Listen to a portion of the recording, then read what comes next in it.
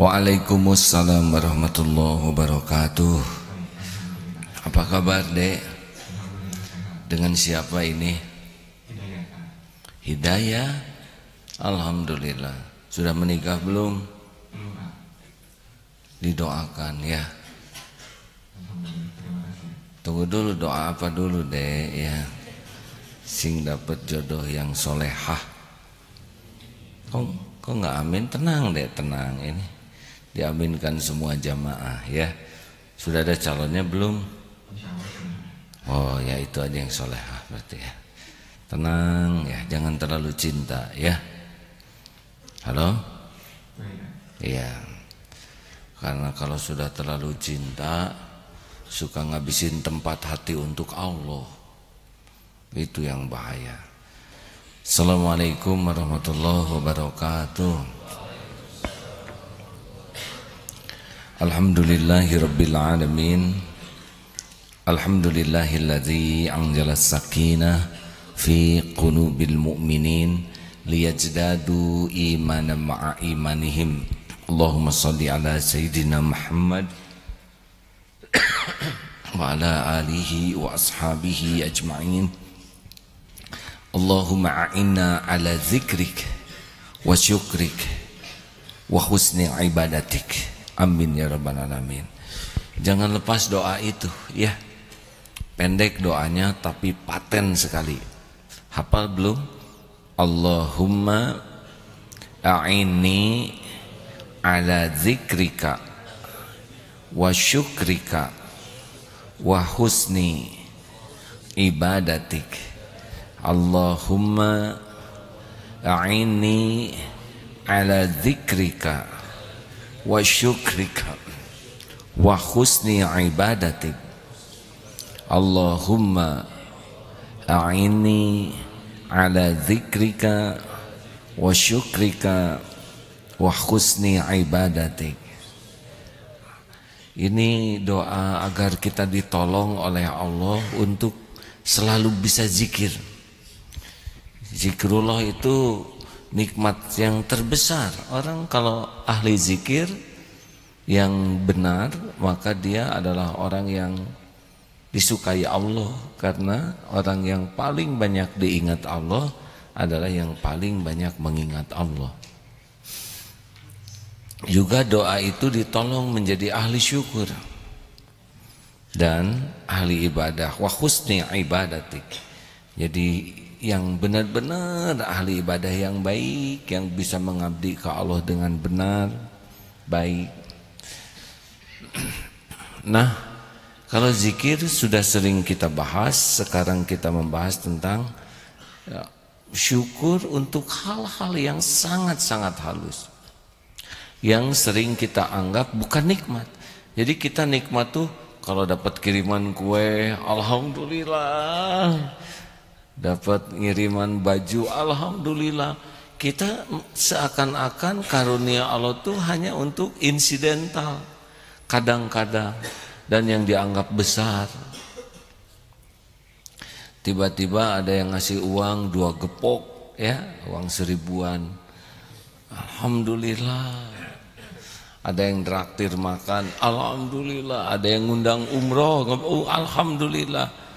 Padahal nikmat dari Allah subhanahu wa ta'ala itu benar-benar bukan tiap hari, bukan tiap jam, bukan tiap menit, bukan tiap detik, tiap saat. Kalau ada bilangan waktu lebih kecil dari detik, itu pasti nikmat dari Allah. Ini nikmat, kita diciptakan jadi orang aja udah nikmat besar ini. Kita tidak bisa ujuk-ujuk ada. Percayakah kalau radio ini bisa menciptakan dirinya sendiri? Tidak. Percayakah masjid yang ada ini bisa jeleg ada dengan sendirinya sendiri? Tidak ada. Kita sama. Masjid ini dirancang oleh banyak pihak. Ada arsitek, ada teknik sipil, ada bagian pengawasan, ada bagian tukang, ada mandor. Ini membangun masjid ini, Masya Allah, lama, rumit, detail, dengan melibatkan banyak sekali orang. Lah kita diciptakan oleh Allah yang begitu rumitnya, dan beres. Dan ini tubuh bukan hanya diciptakan tapi diurus. Nah, seperti barusan saya batuk. Itu tidak mudah hadirin, karena paru-paru harus neken dengan kecepatan tertentu supaya ngeluarin udara. Nah, coba kita lihat nikmat apa yang diberikan di tubuh ini. Alhamdulillah. Ini baru fisik ya, supaya kalau ngaca jangan centil tapi syukur. Ini nikmat luar biasa setiap saat hadirin. Rambut itu nikmat. Ke atasnya nikmat, ke dalam kulitnya nikmat. Ke atasnya rambut tumbuh itu nikmat. Karena kalau hanya akar aja nggak keluar rambutnya, gundul namanya. Kalau rambutnya aja nggak ada akarnya, gundul juga. Sekali nyisir selesai urusan. Ini nikmat. Tumbuh hanya sekitar di sini, tidak buluan rawa. Coba kalau semuanya rambutan komplit begitu. Alhamdulillah berhenti di sini. Kecepatannya juga tidak terlalu cepat sehingga tidak boros ya. Coba kalau sehari 5 cm, kita hari-harinya di tukang cukur antri. Dan ukurannya sama. Gimana kalau gede sebelah? Satu kayak kawat, satu lembek, satu kayak pisang. Seperti apa? Sudah jangan ketawa. Membayangkan rambut kepala kita tumbuh pisang kan kurang keren bener. Cot satu di sini pisang kayak tanduk. Alhamdulillah. Dan untung kita nggak tandukan. Ini alis nikmat Allah. Bulunya tidak memanjang seperti rambut. Siapa yang ngatur? Bulu mata, bulu hidung. Alhamdulillah. Akhwat tidak ada janggotan. Kan kurang indah ya kalau pakai kerudung terus janggotan. Mungkin ada 1-2 yang begitu. Alhamdulillah. Allah ngatur hidung, ngadep ke bawah. Ya, kalau ke atas harus bawa payung kalau hujan. Mata seimbang, kedipnya juga bareng tanpa kita pikirkan. Ada air matanya, bisa ada kornea yang begitu rumit mata ini. Dan kita tidak merasa ini nikmat. Kita tidak merasa rambut itu nikmat. Kedip itu nikmat. Coba kalau kedip kita kecepatan ada. Hayang utai saya. Atau lambat. Apa yang terjadi? Tabrakan. Di tol yang pas merem, pas buka udah gepeng. Ini nikmat, kedip itu nikmat. Bisa melihat kiri kanan itu nikmat. Baru tahu nikmat ini sangat mahal kalau Allah mengambil pandangan kita. Atau ada yang harus ditetesin terus. Ada seseorang yang kemana-mana bawa obat tetes karena cair lemak di cairan matanya kurang. Dikit-dikit tetes, dikit-dikit tetes. Bayangkan kita berpuluh tahun tanpa harus pakai obat tetes, betul? Ini nikmat. Jadi lihat rambut syukur, lihat mata syukur, pendengaran ini nikmat. Tanpa rumit kita bisa mendengar. Coba dibuat tidak stereo, satu aja tutup. Coba tutup sebelah kanan, coba tutup hadirin. Bagaimana rasanya? Tutup, nggak enak kan? Stereo tuh nikmat. Coba tutup dua-duanya.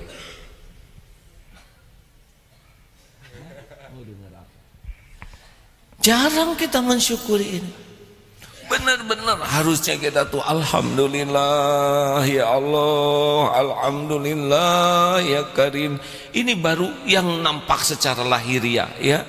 Coba kalau telinga kita diambil sebelah, diambil dua-duanya, baru tahu ini betapa mahalnya nikmat ini. Nafas, kita nggak menganggap ini sebuah nikmat. Tiap kali nafas, coba kalau bisa ngisep nggak bisa ngeluarin, melendung hadirin ya. Ditangkap oleh paru-paru, kemudian oksigennya disebarkan lewat darah sampai ke ujung. Siapa yang ngerjakan ini? Jadi tiap nafas itu adalah nikmat. Demi Allah, tiap nafas mau narik mau ngeluarkan itu adalah nikmat. Makanya para kekasih Allah mah narik nafas tuh zikrullah karena sebagai syukur ke Allah. Ya Allah, keluarkan itu juga merupakan syukur. detak jantung ini nikmat. Dek, dek, dek, dek. Coba kalau jarang, dek, dek, repot. Atau rusuh, wah bisa meletus. Serius hadirin, kan pernah detak jantung sampai 120 yang diastolnya, yang bawahnya, ya. Nggak ngerti, tenang we, yang pucet susternya. Kenapa? Diukur lagi, waduh 120. Memangnya kenapa 120? Kan beda dikit ya, dari 70, 80 ke 120, kacek 40 ya. Kalau misalnya 500 lah baru udah tegang. Aduh, pas ditanya, ini bisa masalah besar. Kalau 120 diastol tuh yang bawah, kan biasanya 110, 70, 120, 80. Nah yang bawahnya 120 itu bisa pecah katanya ya. Dinaikin, padahal kan bilangan banyak lah, buat saudara 2000. Wah, hadirin, detak jantung tiap saat itu nikmat. Makanya kalau yang mau bersyukur gitu sambil pegang detak jantung, alhamdulillah ya Allah, ini nikmat darimu. Alhamdulillah, alhamdulillah. Itu bisa tuh sambil nafas, alhamdulillah ya Allah, alhamdulillah. Tiba-tiba ada yang kentut, alhamdulillah, telinga masih normal, bisa mendengar suara selembut ini.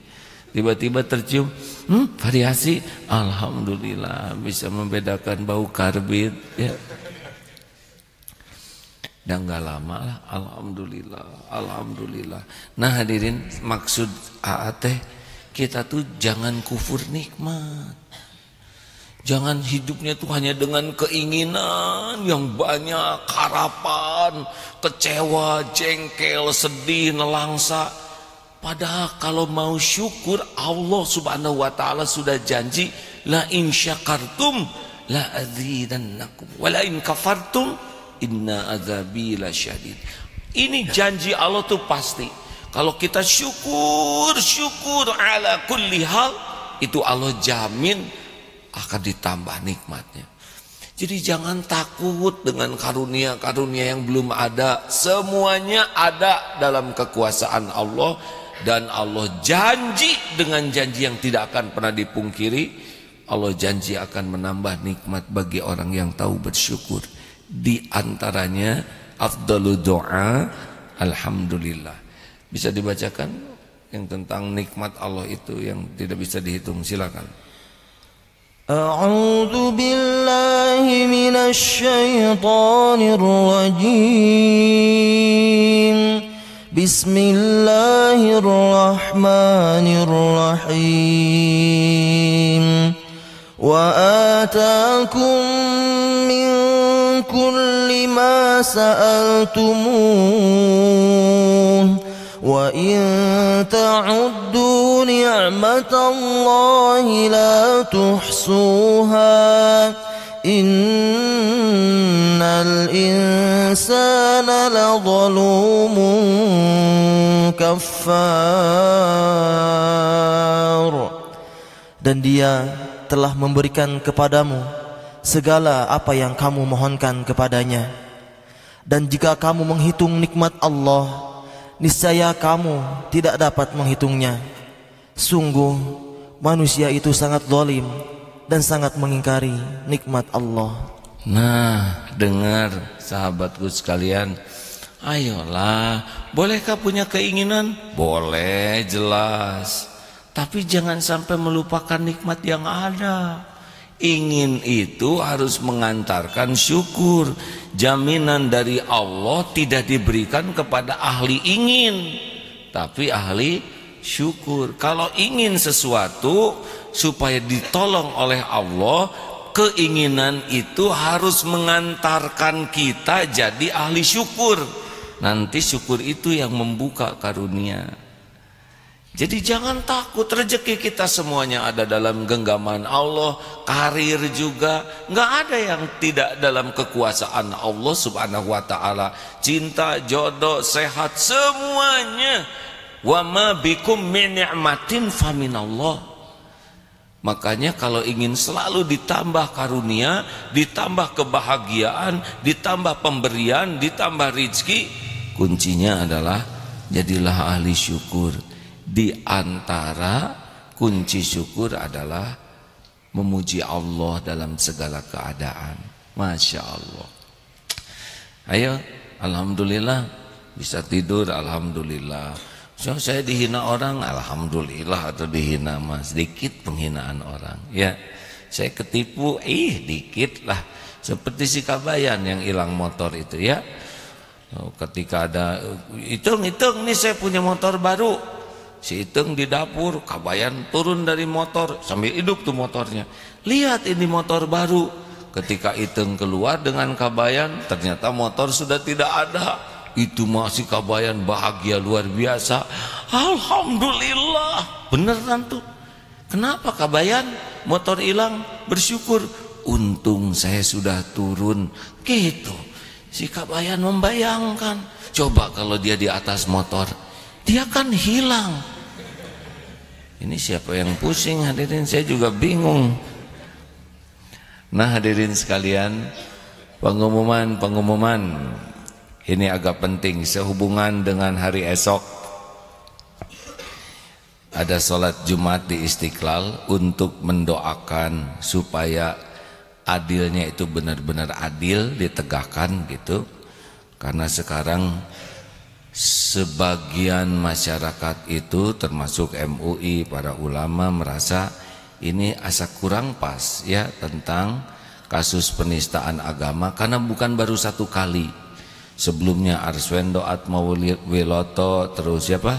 Permadi, Lia Eden dan beberapa lain ketika melakukan itu tanpa bak bibu langsung ditangkap, langsung diproses, lalu dalam pengadilan diminta bagaimana fatwa ulama, kemudian divonis, tidak ada yang kurang tuh ya, tidak rumit.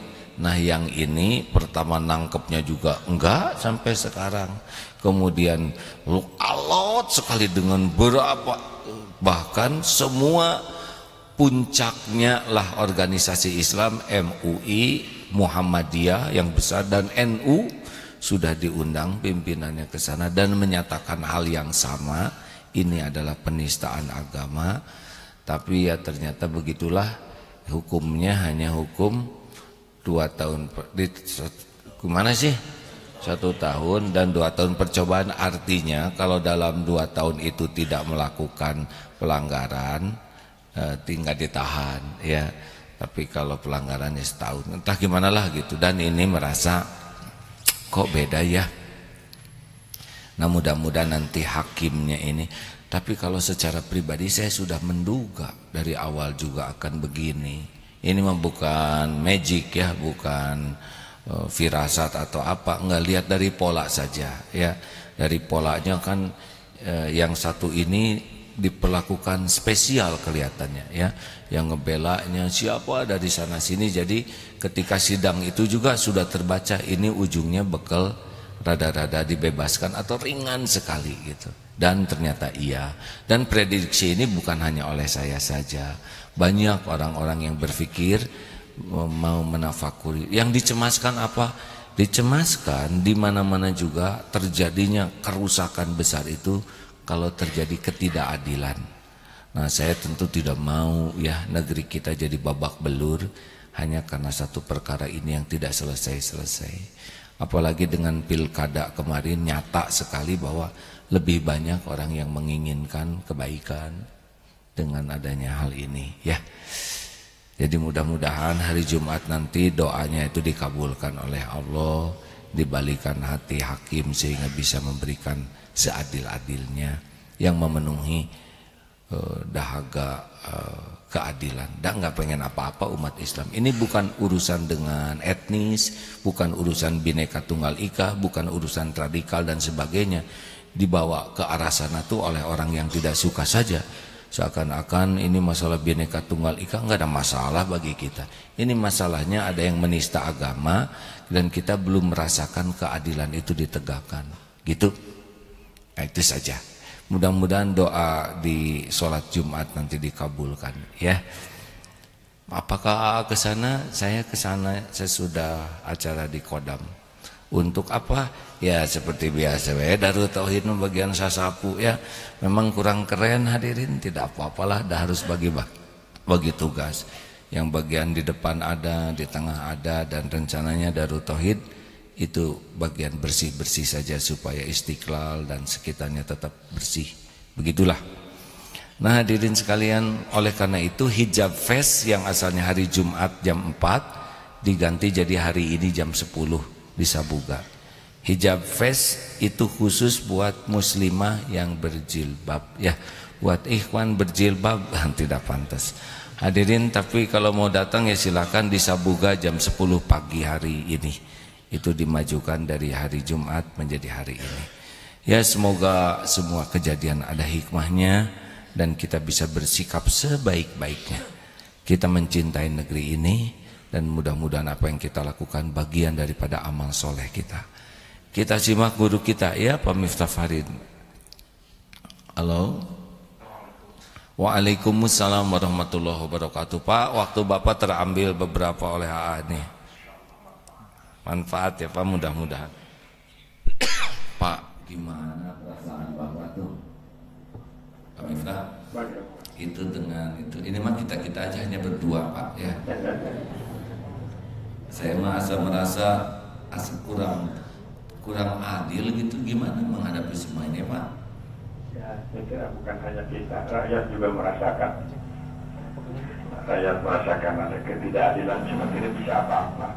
Ya. Apalagi sekarang ada politik karangan bunga katanya ya. Ya, coba bunga lagi. Ya kita bahagianya karena tukang bunga panen. Tapi ada 2000 bunga dibanding dengan jutaan umat yang berkumpul mah gak ada apa-apa ya Pak ya. Iya. Itu Pak, di dalam Islam kalau ada aparat yang kurang adil begitu gimana tuh Pak? Ya, tentu salah satu kewajiban kalau seorang punya jabatan adalah adil. Adil itu di atas segala-galanya.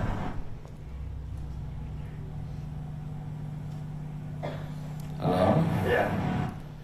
Itu dosanya lebih besar mungkin ya Pak ya, dibanding hadis begini kan mengatakan di antara orang yang paling cepat masuk surga setelah Nabi, Rasul dan Syuhada adalah pemimpin yang adil. Di antara makhluk Allah yang paling cepat masuk neraka itu setelah iblis, setan, musyrik, kemudian pemimpin yang tidak adil. oh tuh. Jadi kalau rekam begini udah jangan pada ikut jadi calon pilkada ya.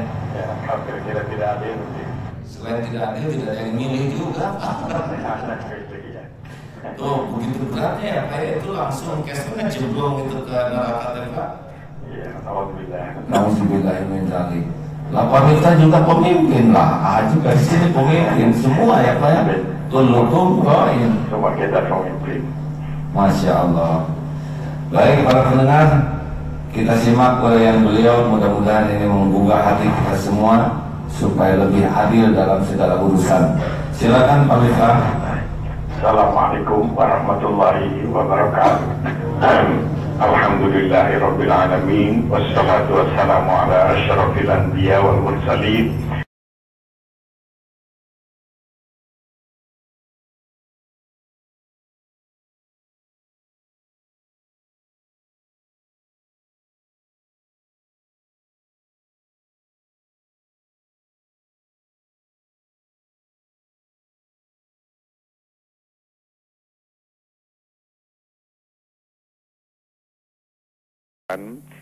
Supaya kita menjadi hamba-hamba yang selalu bersyukur kehadirat Allah Subhanahu wa taala, karena konsekuensi dari iman kita kepada Allah adalah syukur kepada Allah.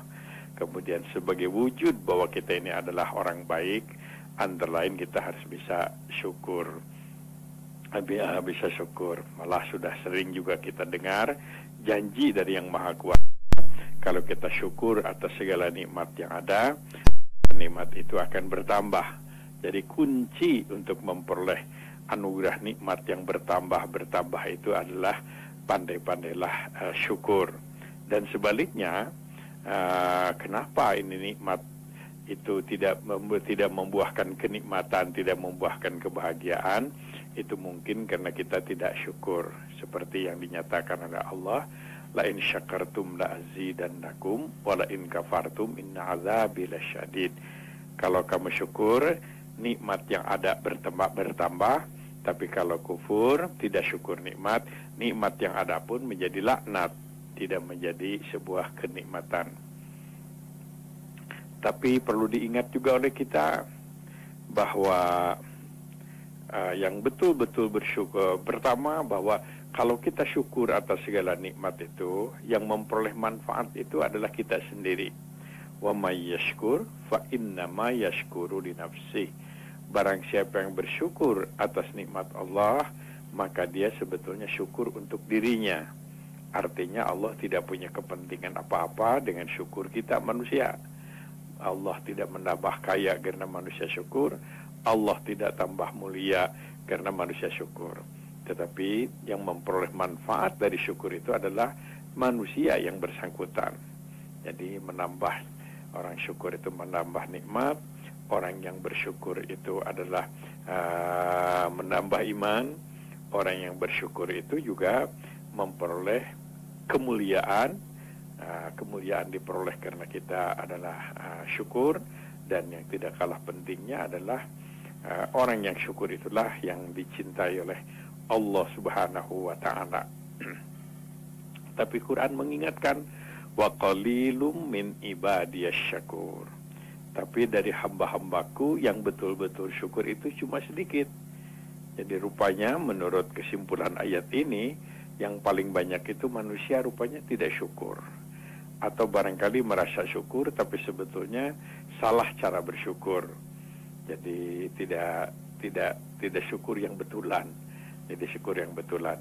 Maka kita ingatkan kembali, ini pelajaran mungkin sangat elementer, tapi baik juga lah untuk dijadikan penyegaran kepada kita dan disampaikan kepada saudara sahabat kita bagaimana cara syukur atas nikmat yang Allah berikan kepada kita. Jangan sampai kita merasa syukur, cara syukuran, tapi ternyata bukan syukuran, tapi justru sebaliknya.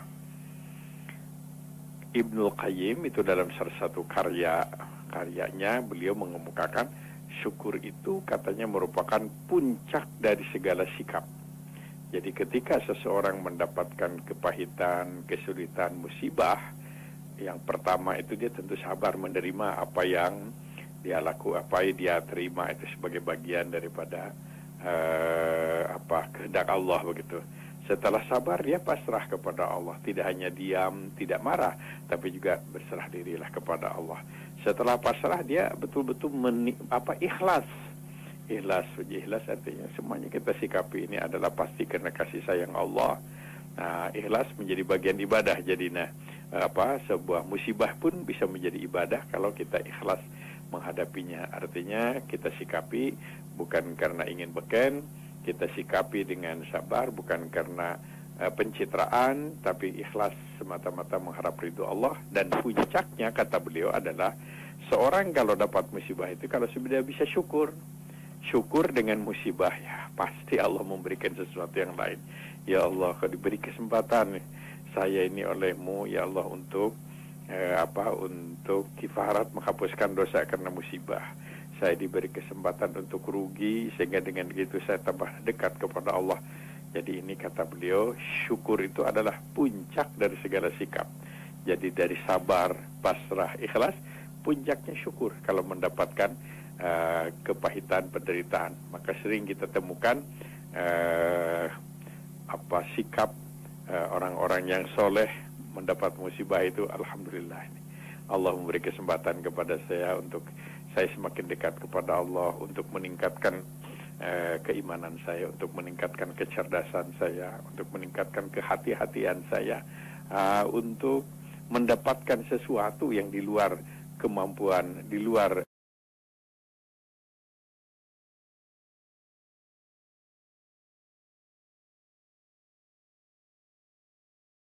Di luar ini sudah jamaah banyak yang akan berangkat umroh, jadi saya sampai 6/4 bisa tukar pikiran. Baik, apakah ada yang akan ditanyakan? Ya seperti yang kemarin ini, garuk-garuk ini tuh nikmat besar Pak. Pertama, kita bisa ngepas dengan yang mau digaruknya. Dia kalau nggak cocok, nekennya juga ngepas kok, repot ya. Dan dia bisa digerak-gerakan kalau cuma tambah gatel ya. Jadi ngegaruk kena titik yang pas tuh nikmat dari Allah. Karena ini perlu koordinasi yang luar biasa. Kalau saraf kita bermasalah ini nggak akan kena ini. Megang tepuk tangan gini nggak bisa kena. Benar-benar ini terjadi yang saya lihat itu ya. Mau tepuk tangan aja nggak bisa ketemu. Padahal pikirannya ada. Tapi karena perintah dari otaknya tidak terkendali dengan sesuai keinginan, tidak jadi. Maka bisa duduk, bisa diam, lambung mengurus, pankreas mengeluarkan apa, ginjal memproses. Ini setiap saat nikmat yang tiada tara. Jadi kalau kita mau bersyukur, alhamdulillah ya Allah, alhamdulillah, alhamdulillah. Dalam hal apapun kita bersyukur, itu sudah benar hidupnya. Nanti Allah akan membimbing kita dapat beragam karunia. Mungkin Hidi lebih mudahkan hafal Quran ya, diberikan beragam nikmat, ketenangan, kemudahan, rezeki yang tidak diduga-duga, janji bagi ahli syukur. Hati-hati nih yang gelisah, galau, biasanya ini fokusnya kepada keinginan, fokusnya kepada harapan, fokusnya kepada yang tidak sesuai dengan keinginan dia. Bukan tidak boleh, tapi jangan menghilangkan syukur. Ada pertanyaan silakan. Iya Pak, silakan Pak.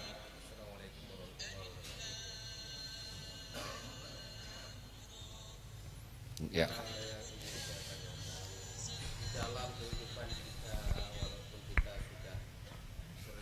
Pak pakai mikrofon Pak, maaf. Assalamualaikum warahmatullahi wabarakatuh. Waalaikumsalam warahmatullahi wabarakatuh. Saya ingin menanyakan bahwa di dalam kehidupan kita, walaupun kita sudah sering mendapatkan penyegaran untuk bisa selalu bersyukur dan untuk bisa bersabar, namun kenyataannya tidak segampang apa yang kita bayangkan. Suatu saat kita memang menyadari kita bisa berupaya untuk bersabar dalam suatu masalah misalnya, ataupun mensyukuri nikmat yang sudah ada. Namun kadang-kadang kita sering lupa, lalai, atau memang kita tidak sanggup melakukannya.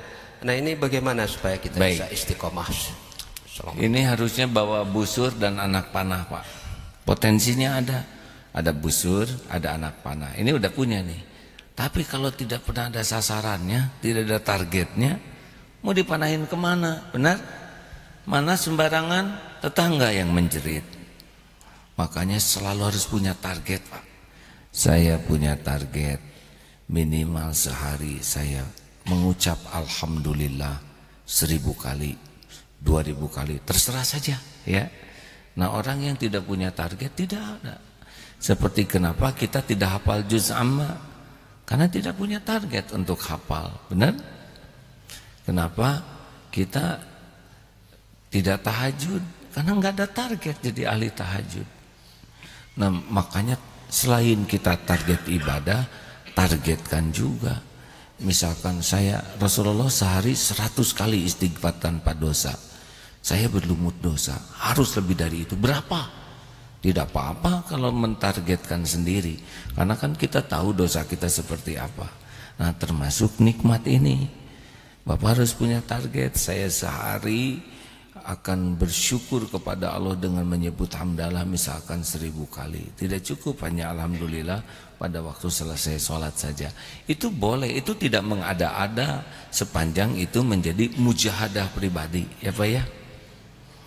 Yang jadi masalah kalau mewajibkan sehingga menjadi amalan baru yang tidak ada dan jadi wajib gara-gara kita buat sendiri, itu tidak boleh. Tetapi kalau kita mau meriadoh, melatih diri, satu target, yang kedua fokus Pak.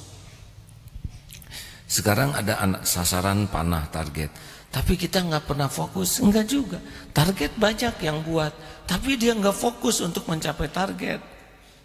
Dia sudah buat target tapi dia lewat saja. Saya pokoknya bulan ini hafal juz amma, tapi dia nggak pernah fokus untuk baca Quran, nggak pernah pegang Qurannya, ya nggak akan kecapai. Target, fokus. Yang ketiga, nah ini nih, untuk jadi seorang pemanah tuh nggak bisa cuman sekali. Makanya disebut amalan yang paling disukai Allah tuh adwa muha wa inqal, walaupun sedikit. Jadi memanah tiap hari walaupun cuman 3 itu dilakukan tiap hari, niscaya dia akan jadi pemanah bagus, Pak. Dibanding sekali memanah 100 panah dan cuma sekali-kalinya seumur hidup. Pokoknya dikit tapi konsisten itu jadi. Karena konsisten itulah sebetulnya rahasianya kualitas itu. Jadi orang yang konsisten, maaf ya Pak, saya juga kan suka belajar memanah. Saya lihat waktu awal susah sekali kena sasaran tuh. Tapi saya nggak peduli lah. Yang penting saya lakukan yang terbaik dan tiap hari berlatih. Benar itu. Lama-lama mengelilingnya kecil, lama-lama dekat. Kalau sekali memanah dan kena, udah nggak usah manah lagi. Itu pasti kebetulan, ya. Tapi kalau terus berlatih, kita udah tahu nih bakal kena. Nah, dan kita harus siap dengan berproses terus. Itu pasti keluar tenaga, ototnya sakit, anak panah patah dan kejepret tangan. Itu semuanya adalah investasi kita menuju sukses. Nah, jadi kalau kita dalam proses mencapai ahli syukur tuh banyak perjuangan pergulatannya, ya memang begitu. Sekarang siapa yang jago berenang kalau tidak masuk air? Kan? Siapa yang jago berkuda kalau nggak pernah nyentuh kuda? Nggak bisa, kecuali kuda lumping, ya. Begitu. Pertanyaan selanjutnya ada? Iya Pak, boleh pinjam mikrofonnya.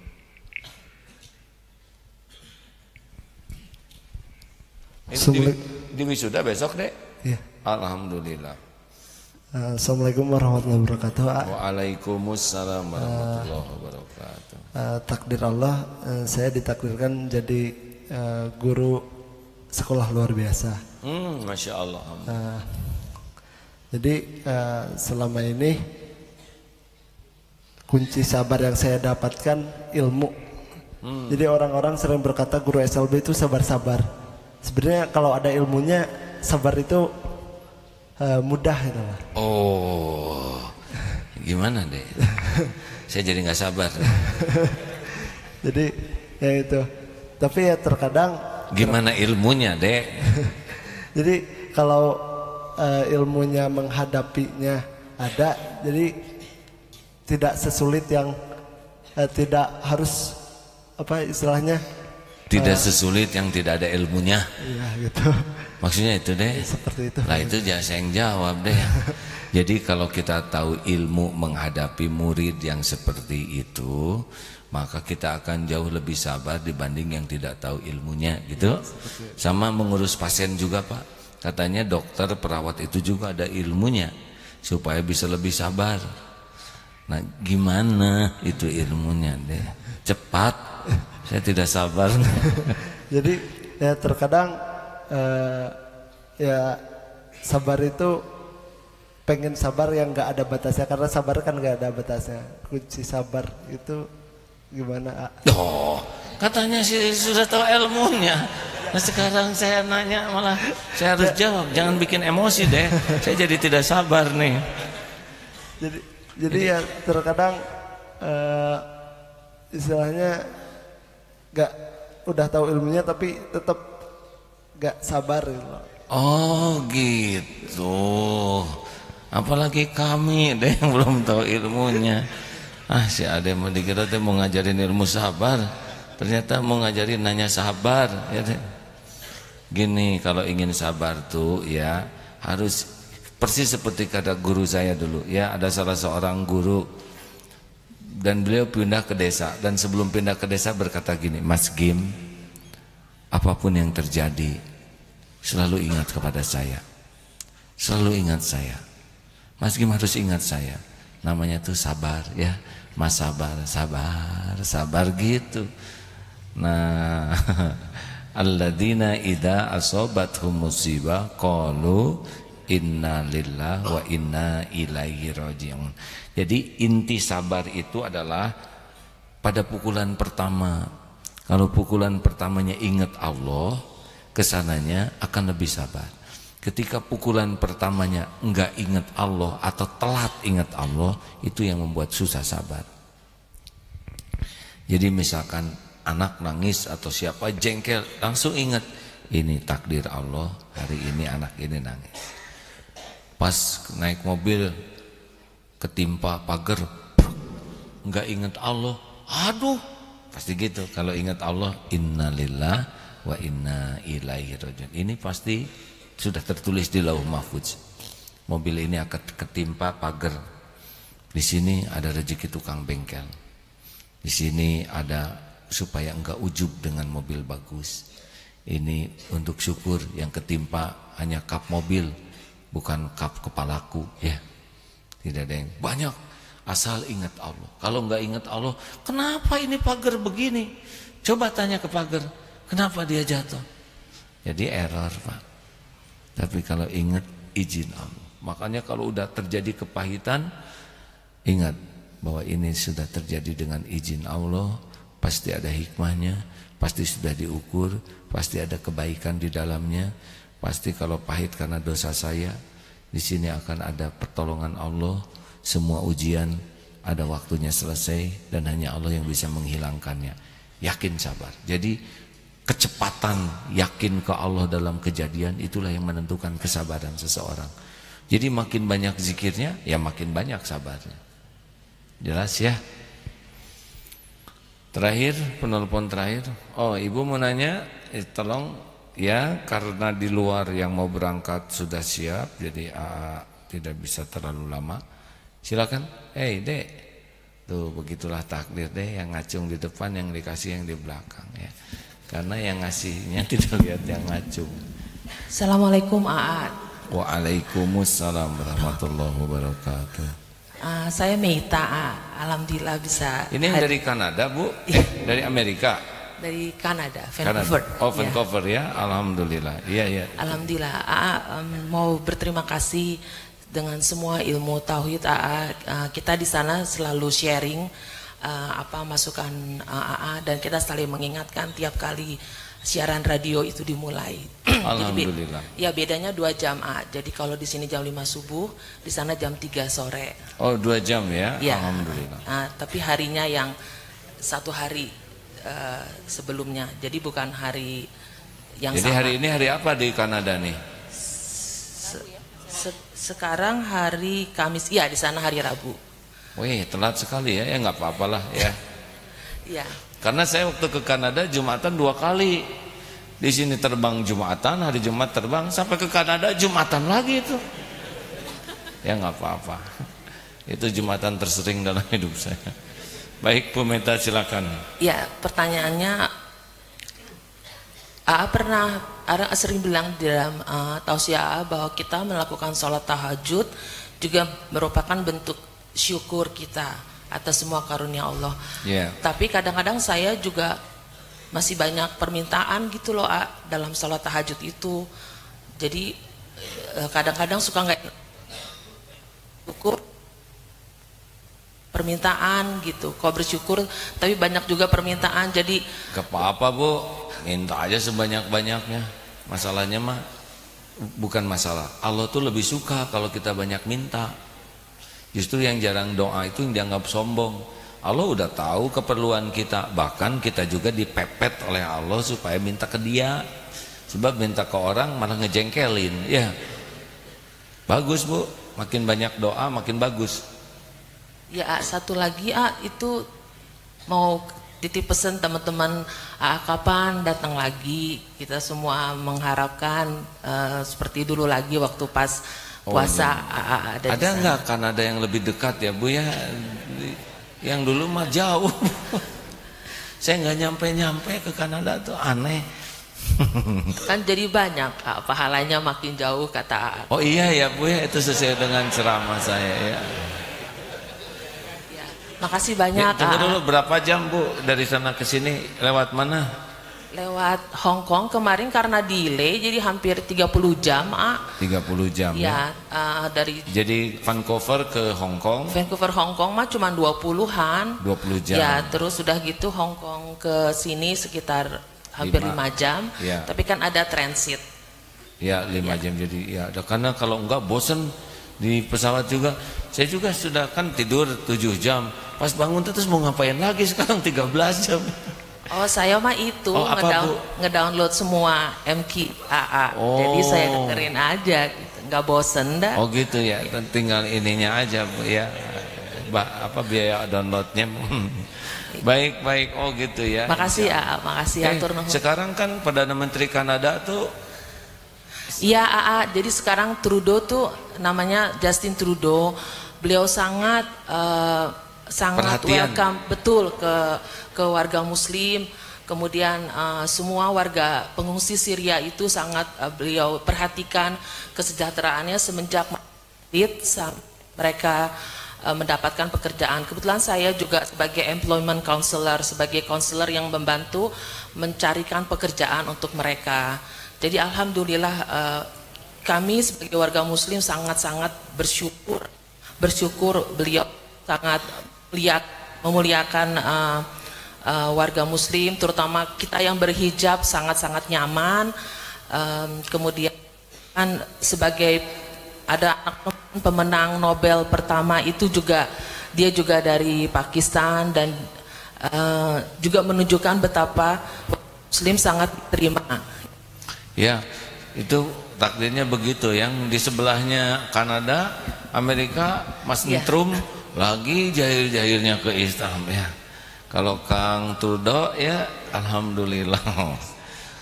Itu Cep Trump sekarang ya begitulah. Tapi ya semuanya juga ada hikmahnya. Insya Allah Bu, mudah-mudahan ya. Saya lihat Kanada tuh Masya Allah alamnya sangat indah. Dan Selandia Baru mirip. Musim apa sekarang di sana? Semi. Jadi makanya kalau sekarang ke sana belum bulan puasa gitu. Ya, saya sekarang mau itu Bu, pengajian malam Jumatan nanti di sini Bu. Ya, saya besok juga mau ke Istiqlal. Saya ikutin aja. Oh gitu ya Bu. Jangan ya. Bu, jangan.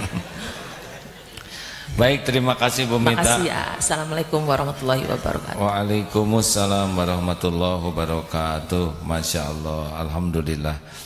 Sebetulnya masih pengen ini kita ngobrol-ngobrol, tapi di luar jamaah yang mau berangkat umroh sudah siap. Saya minta izin ya, recording 10 menit dari obrolan ini. Insya Allah nanti sore, nanti malam kita tetap kajian.